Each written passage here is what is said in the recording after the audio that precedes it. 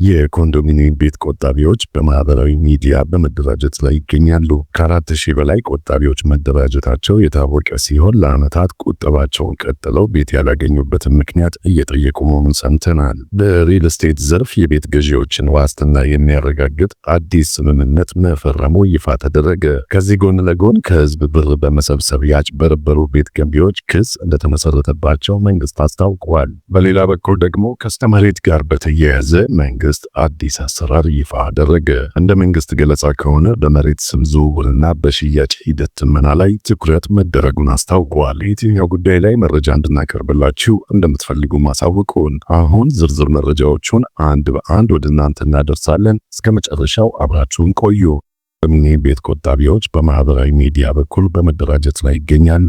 ከ4000 በላይ ቆጣቢዎች መደራጀታቸው የታወቀ ሲሆን ለዓመታት ቁጠባቸውን ቀጥለው ቤት ያላገኙበትን ምክንያት እየጠየቁ መሆኑን ሰምተናል። በኢትዮጵያ የነዋሪዎችን የቤት ተደራሽነት ለማሟላት ከ1997 ዓ.ም ጀምሮ የጋራ ህንፃ ቤት ባለቤት አዋጅ ተደንግጎ በተጀመረው የኮንዶሚኒየም ቤት ቁጠባ ፕሮግራም በመቶ ሺዎች የሚቆጠሩ ሰዎች ተመዝግበው የቤት ቁጠባ እንደጀመሩ ዛሬም ድረስ እየቆጠቡ እንዳሉና ደርሷቸው የቤት ባለቤት የሆኑ እንዳሉም ይታወቃል። በ1997 እና በ2005 ዓ.ም የኮንዶሚኒየም ቤት ለማግኘት ለዓመታት መስፈርቱን አሟልተው በመመዝገብ ሲቆጥቡ የነበሩ እነዚህ ቆጣቢዎች ቤት የማግኘታቸው ነገር የውሃ ሽታ እንደሆነባቸውም በተደጋጋሚ ጊዜ ሲገልጹ ቆይተዋል። ይህንን ምክንያት በማድረግም የኮንዶሚኒየም ቆጣቢዎች በማህበራዊ ሚዲያ በኩል መሰባሰብ መጀመራቸውን ነው የደረሰ መረጃ የሚያሳየው። የኮንዶሚኒየም ቤት ቆጣቢዎቹ የወደፊት እጣ ፈንታቸውን በተመለከተ ምላሽ እንዲሰጣቸው ለተለያዩ የመንግስት አካላት ጥያቄያቸውን ማቅረባቸውም ታውቋል። ይህንን ጉዳይ በተመለከተ በ2005 20/80 እና 40/60 የኮንዶሚኒየም ተመዝጋቢዎች ኮሚቴ የሆነችው ወይዘሮ ሄለን ኤፍሬም እንደገለጸችው በምትሰራበት ኮሚቴ ውስጥ በማህበራዊ ድረገጽ የተመዘገቡ ከ4000 በላይ ቤት ተመዝጋቢዎች እንዳሉ ተናግራለች። በተደጋጋሚም ጥያቄያቸውን ይዘው የከተማ አስተዳደር የቤቶች ልማት ቢሮና የቤቶች ልማት ኮርፖሬሽን መመላለሳቸውን አስታውቃለች። ነገር ግን ሳትሰለቹ ቆጥቡ ከሚል ተስፋ የተለየ በተጨባጭ የሰጧቸው መፍትሄ እንደሌለ ገልጻለች። መንግስት የኮንዶሚኒየም ቤቶችን ለልማት ተነሺዎች እየሰጠ ለዓመታት የቆጠብነውን ነዋሪዎች የማይሰጥበትን ምክንያት ይገለጽልን ስትልም ጠይቃለች። የሚመለከታቸው አካላት ጋር ሲሄዱም ሌሎች የቤት አማራጮች አሉን፣ ብራችሁን ከፍ አድርጋችሁ ቆጥቡ እንደሚባሉ ጭምር ነው የገለጸችው። ቀድሞውንም ቢሆን የኮንዶሚኒየም ቤት ቁጠባ ፕሮግራም የመጣበት ዓላማ ዝቅተኛ ኢኮኖሚ ላይ የሚገኘውን ነዋሪዎች ለማገዝ በመሆኑ ጥያቄያቸው ምላሽ እስኪያገኝ ድምጻቸውን እንደሚያሰማው አክላለች።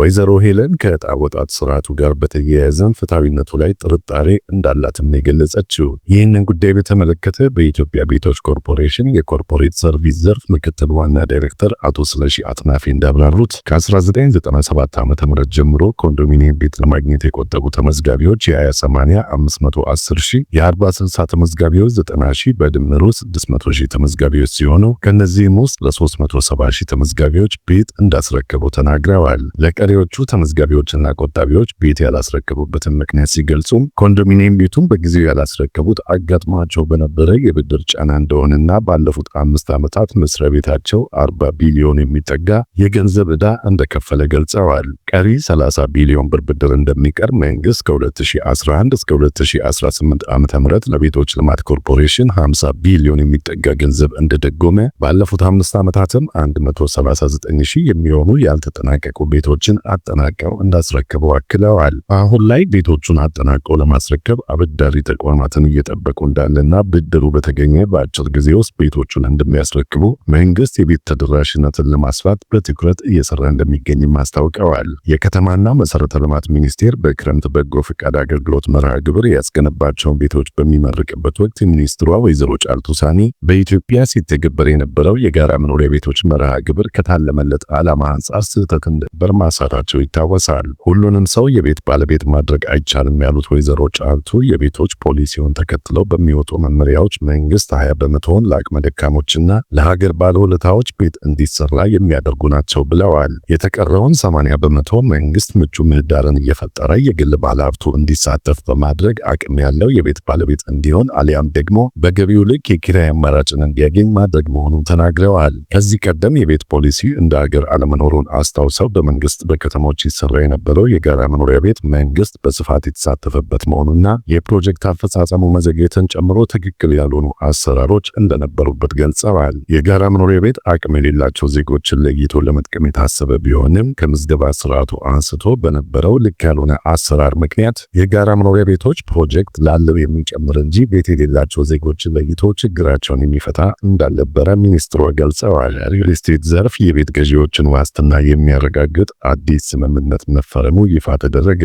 ከዚህ ጎን ለጎን ደግሞ ከህዝብ ብር በመሰብሰብ ያጭበረበሩ ቤት ገንቢዎች ክስ እንደተመሰረተባቸው መንግስት አስታውቀዋል። የቤት ገዢውን መብት ለማስጠበቅና የሪል ስቴት ዘርፉን ገጽታ ለመገንባት የኢትዮጵያ ሪል ስቴት አልሚዎች ማህበርና የአዲስ አበባ ንግድ ዘርፍ ማህበር ምክር ቤት በቅንጅት ለመስራት መፈራረማቸው ታውቀዋል። የገዢውን መብት ለማስጠበቅ እንዲሁም በታማኝነትና በግልጽነት ለማገልገል በቅንጅት ለመስራት ያለመ የሁለትዮሽ የቃል ኪዳን ሰነድ መፈራረማቸው ታውቀዋል። የሁለቱ ድርጅቶች በጋራ ለመስራት ያለመ የሁለትዮሽ የቃል ኪዳን ሰነድ የተፈራረሙበት ዋነኛው ዓላማም የቤት ገዢውን መብት ለማስጠበቅና የሪል ስቴት ዘርፉን ገጽታ ለመገንባት እንዲሁም ስነ ምግባር የጎደላቸውን አልሚዎች ከድርጊታቸው እንዲቆጠቡና በኢትዮጵያ ጤናማ የሪል ስቴት ዘርፍ አሰራር እንዲኖር ለማድረግ መሆኑ ታውቋል። የቃል ኪዳን ሰነዱ ከዛሬ ጀምሮ ተግባራዊ እንደሚሆን የተገለጸ ሲሆን ይህ ስምምነት በመንግስት እውቅና ያለው ስለሆነ በተለየ መልኩ የቤት ፈላጊዎች ከተለያዩ ማጭበርበሮች ነፃ የመሆን ዕድልን የሚያረጋግጥ ነው ተብሏል።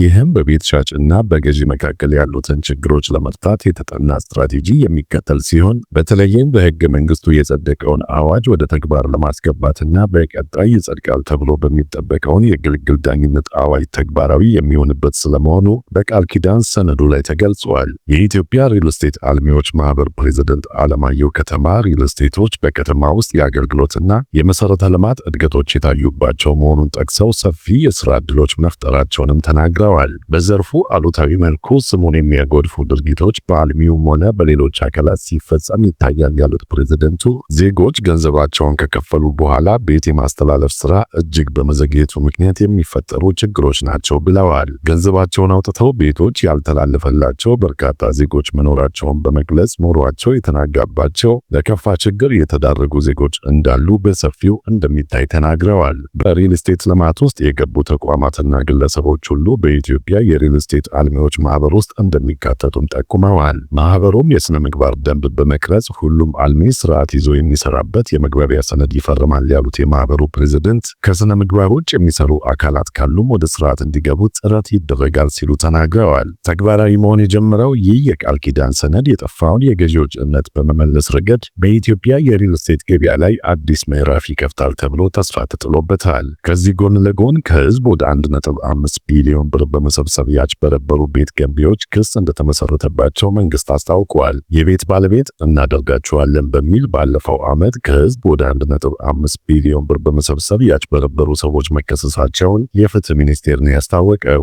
እንደዚህ አይነት ማጭበርበር በሚፈጽሙ ድርጅቶችና ግለሰቦች ምክንያት ዜጎች ገንዘብ እንኳን ይዘው ያለ ስጋት ቤት ለመግዛት እየተቸገሩ መሆኑን አንድ የፓርላማ አባል ተናግረዋል። በአገር አቀፍ ደረጃ ከፍተኛ ትኩረት ተሰጥቷቸው እየተሰሩ ካሉ ጉዳዮች ውስጥ የዜጎች የቤት ባለቤት እንዲሆኑ ማድረግ አንዱ መሆኑ ተጠቁመዋል። ቤት ሰርተን እናስረክባለን በማለት የህዝብን ገንዘብ ሰብስበው ከሀገር የሚወጡ የግል ድርጅቶች እንዳሉም ገልጸዋል። በቤት ልማት ዘርፍ ከተሰማሩ የግል ድርጅቶች ውስጥ በውላቸው መሰረት በጊዜ ሰርተው የማያስረክቡ፣ ሰነድ የሚያጭበረብሩና በጣም ውስብስብ የሆነ ሰነድ በማስፈረም በየጊዜው ያለ ምክንያት ገንዘብ የሚጨምሩ እንዳሉ አክለው አስረድተዋል። የፍትህ ሚኒስትሯ ሀና አራያ ስላሴ በበኩላቸው ከህዝብ ንብረት ሰብስበው ከዳር ሳያደርሱ የሚሰወሩና የሚጠፉ አካላትን በተመለከተ የወንጀል ተጠያቂነትን እያሰፈንን እንገኛለን ብለዋል። የቤት ባለቤት እናደርጋቸዋለን በሚል ከህዝብ ወደ 1.5 ቢሊዮን ብር በመሰብሰብ በሰፊው የማጭበርበር ስራ ላይ የተሰማሩ ያሏቸው ሰዎች ላይ መስሪያ ቤታቸው ባለፈው ዓመት ክስ መስርቶ ጉዳዩ